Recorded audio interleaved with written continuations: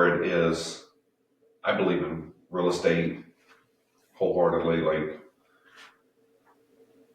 that's why I'm buying the building with the business. But it's more of a long-term play. You're not driving a Ferrari in year one. Correct. Like it's a 10, 15, 20 year play. If you're just doing real estate alone. Right. And I'm not saying I'm getting into this for the exit, but that potential's there. Right. And so, like, you can build something and you're making good money off of it. You're able to provide back to the government, or to the government. Don't provide back to the government. I mean, you are providing back to the government by doing jobs and helping the economy and all that, but I mean the community when I say government, but giving back to your local church or different missions that you're part of, or like I think that's where the true benefit is to society. At the end of Cody's book, she talks about how you can change history, which is 1 to 5% of the population. And you have State Street, BlackRock, KBR, all these big companies, Amazon, are buying up so much. Like, it was in 2022, 2023, 1 in 4 houses sold were to one of these big companies. Like, they were coming in, buying everything, turning them into rentals, because they're getting money, pennies on the dollar, compared to what we give money for. Yeah. And I think the only way to combat that is to own a piece of America. And if enough people do it, then we can change the tide. I got something controversial. I want to ask your opinion of. It's been proposed many times, and it's very controversial. Do you think that entities should be able to own single-family properties? So I have entities that own single-family. I mean, we do too, yeah. So I have an opinion on it. But as a general wave of the wand, I would say no. I agree. I don't think so either.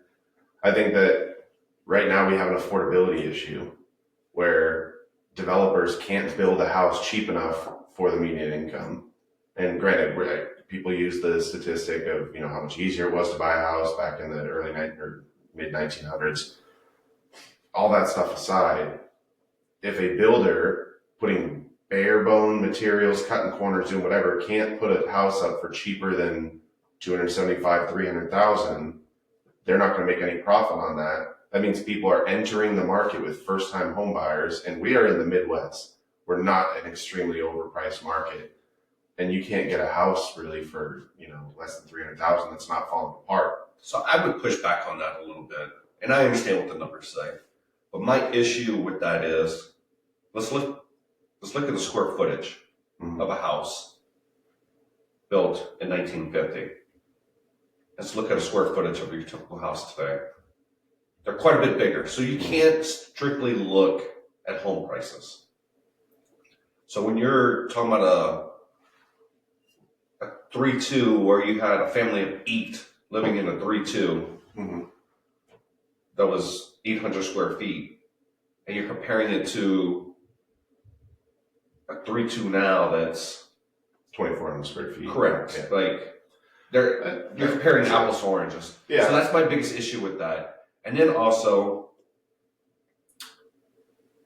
what are you putting in those houses? They didn't have microwaves. They didn't have all these fancy stoves that we're putting in everywhere. Like, we're putting a lot of tech in the houses. We're putting a lot of luxury in even starter homes. Well, I mean, if you're talking about like D.R. Horton homes and stuff, like, yeah, they're trying to appeal to that $400,000 to $500,000 range in our market. And that's why the median price for new construction homes is like $427,000, whereas existing homes, the average is $310,000.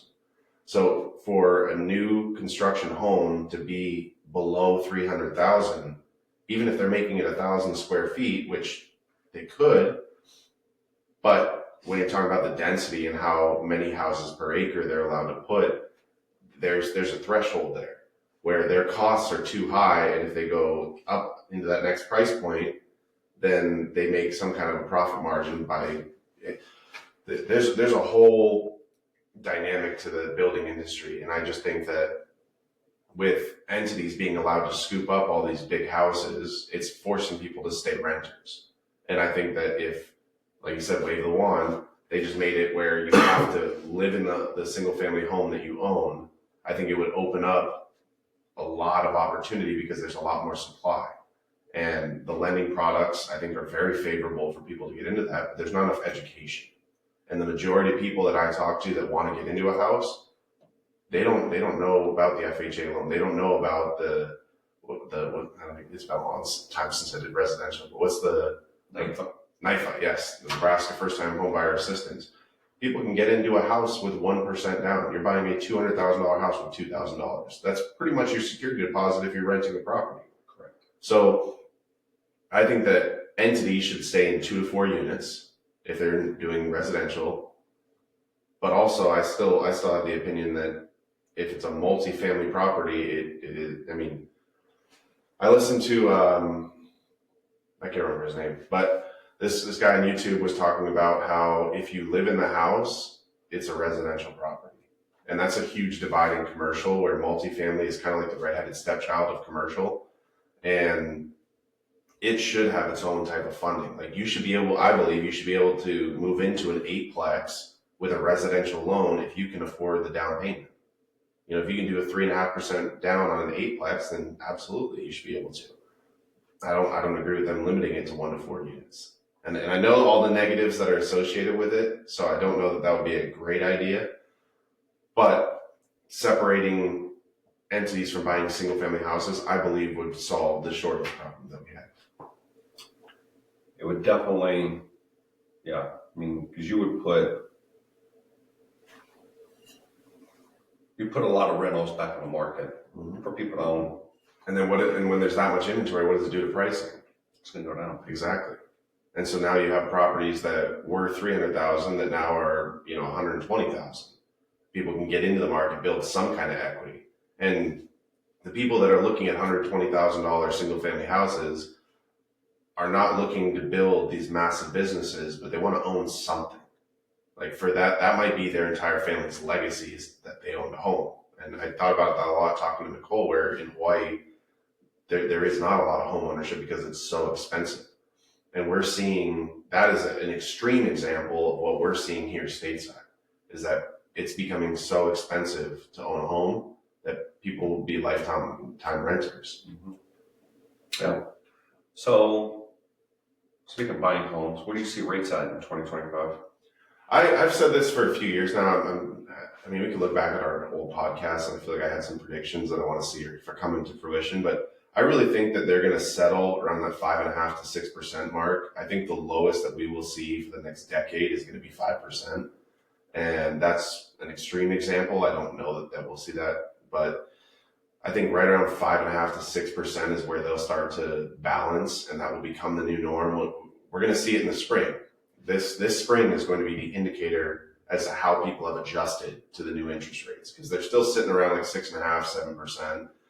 And in March, where we see is the most increase in demand, the problem we saw last spring is the interest rates were still a little bit higher. We saw an increase here, specifically in our market. We saw an increase in the demand faster than the increase in supply, which is what keeps the home prices going up, which is why even though we have 50% less homes on the market, we're seeing a 10% year over year increase in price, because they're still competitive. They were still having multiple offer scenarios. And a lot of that comes from homeowners that locked in a 2.5% interest rate that say, I would have to double my monthly payment to move into a property that's the same size as the one I'm in. So they just stay put, decreases inventory. But as soon as that comes down, a lot of those homeowners don't know how to access the equity that they built in their home. So they're going to be more willing to sell their house, put the minimum down payment on the next house, which then increases the demand, offers a little more supply. It's a revolving circle. So I see prices are going to continue to go up. I think that investments are going to start to make sense again. We've seen a slight expansion of the cap rates.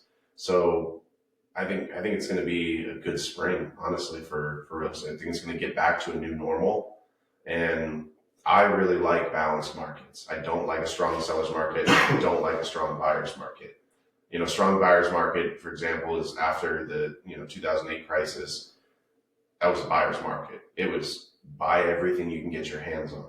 Strong seller's market is what we saw from post-COVID, where sellers were getting crazy, multiple offer scenarios. People were waiving contingencies. They were, I put the most crazy things in my offers when I was doing residential, like buyer will pay for 2 years of Netflix subscriptions, like just to stand out in 15 different offers. And people are going to remember the one that had Netflix on it, and just simple things like that.